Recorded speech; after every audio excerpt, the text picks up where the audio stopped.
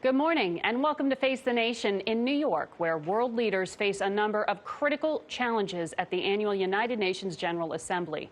Late Friday, the Pentagon announced the U.S. will deploy additional troops and military equipment to Saudi Arabia and the United Arab Emirates, increasing security in the region after last week's attack on oil fields in Saudi Arabia. The Trump administration has placed blame for those attacks squarely on Iran and announced on Friday a new round of sanctions against Iran's national bank. President Trump has not ruled out military strikes, but it seems he is holding off on them for now. We begin this morning with Secretary of State Mike Pompeo, who called the oil field attacks an act of war. Mr. Secretary, good morning. Well, it's good to be with you again. You are the only U.S. official who has directly and definitively blamed every single part of these attacks on Iran. Is there any question that the attack was launched from Iran? No reasonable person doubts precisely who conducted these strikes. And it is the intelligence community's determination that it is likely the case that these were launched from Iran. You've seen the pictures that came from the north. It was a sophisticated attack. These weapon systems had ranges that could not have come from the Houthis.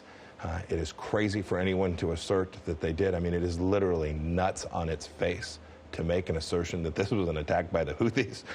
This was Iran, true, and the United States will respond in a way that reflects that act of war by this Iranian revolutionary regime.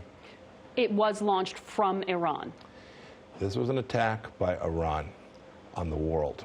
This was an act of war. I'm here at the UN. Okay, the UN's primary charter is to prevent state-on-state Saudi Arabia attack. hasn't either. The UN's primary charter is to protect peace around the world. This was a state-on-state act of war.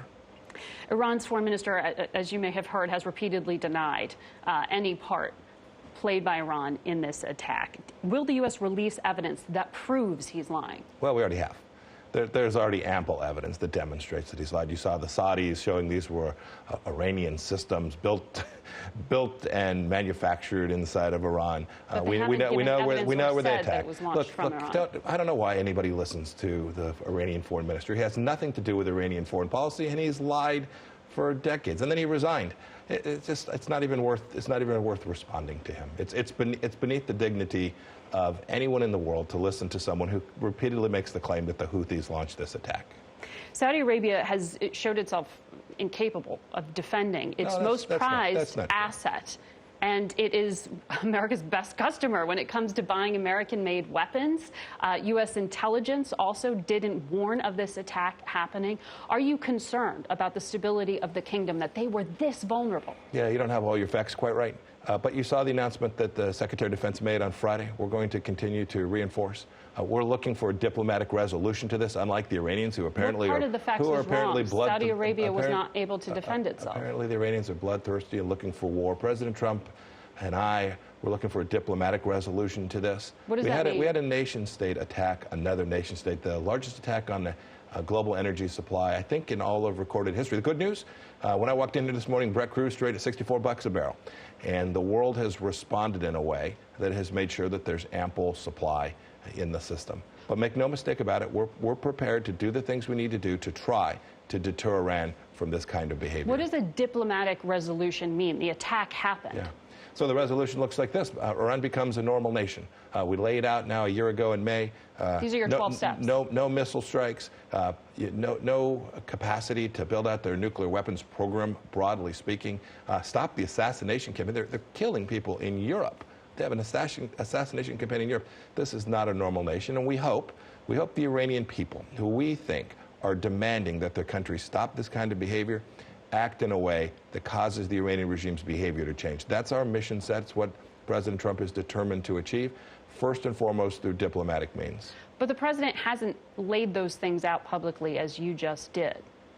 He and I fully understand the mission set.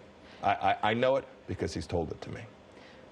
If you look at just the things that have happened over the past few months, the U.S. has been very clear that it places blame for the shooting down of that American drone on Iran, the attack on the oil tanker in the UAE on Iran, this attack on Iran.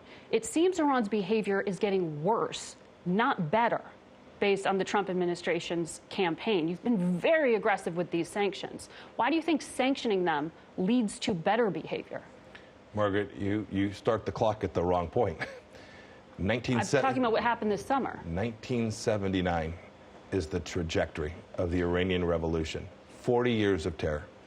40 years of terror. The previous administration chose to arm them, to provide the wealth and resources that have underwritten these very attacks that we're seeing today. They were able to build out these missile systems. So you they think were the able Trump to improve administration policy is working, is what you're saying, despite the fact that these attacks are continuing to happen? Because Liz Cheney, Lindsey Graham, Republican allies of the president have said the failure to carry out some kind of obvious retaliation or military strike looks like weakness. Yeah, we've responded in a number of ways.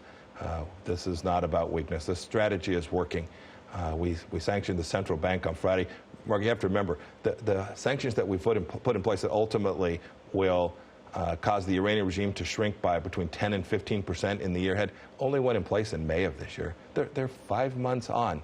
We're at the beginning of that sanctions campaign. But I don't think anyone should mistake President Trump for having the resolve to make sure we get this right. And when the moment calls for it, I am confident the president will take all appropriate actions. But I guess fundamentally the question is, why do you think sanctions will be preventative and not just punitive? Why do you think making Iran more desperate will get them to act more responsible?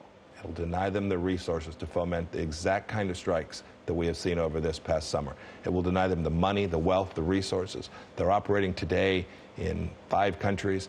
It's expensive. They've already had to make difficult decisions about whether they're going to feed their people, provide medicine to their people, or they're going to launch missiles into Saudi Arabia. I am convinced that the Iranian people see those choices being made, and as time goes on, they will continue to see that those conditions worsen, and they'll demand that their leadership not bring their brothers and sisters back home in body bags, but rather use those resources. The Iranian people are great people. We stand with them, and I'm confident they will demand that their leadership behave in a way that reflects the great history of this place.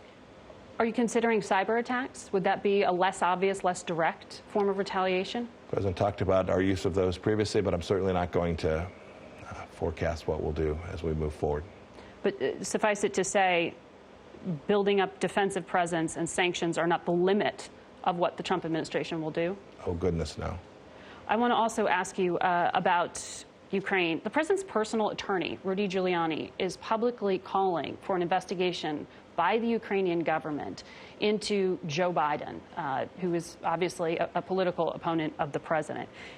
Is it appropriate for the president's personal attorney to be inserting himself in foreign affairs like this?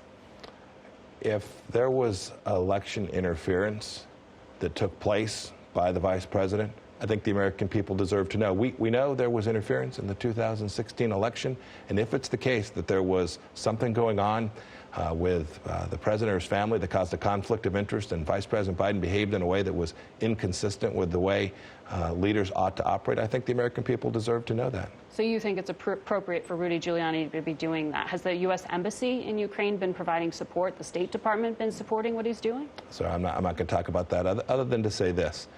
We have consistently worked to support the Ukrainian people. I remember the previous administration. Margaret, you'll remember I was a member of Congress, and Barack Obama refused to provide defensive weapon systems to the Ukrainian people. He sent them blankets.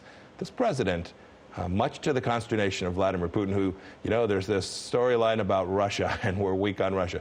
This president sent defensive weapon systems to the Ukrainians so they could defend themselves, while Barack Obama allowed 1/5 of Ukraine to be stolen by Vladimir Putin. This administration is working to develop a great relationship with Ukraine. We'll see President Zelensky this week here in New York, I think, and we're looking forward to that. Will you ask him, or have you asked him, to open an investigation? I've talked to the foreign minister now a couple of times. We talk about the important relationship between our two countries and how we can make Ukraine stronger and have great economic commerce between our two great nations. Secretary Pompeo, you've got a very busy week. Thank you for joining us. Thank you very much, Mark.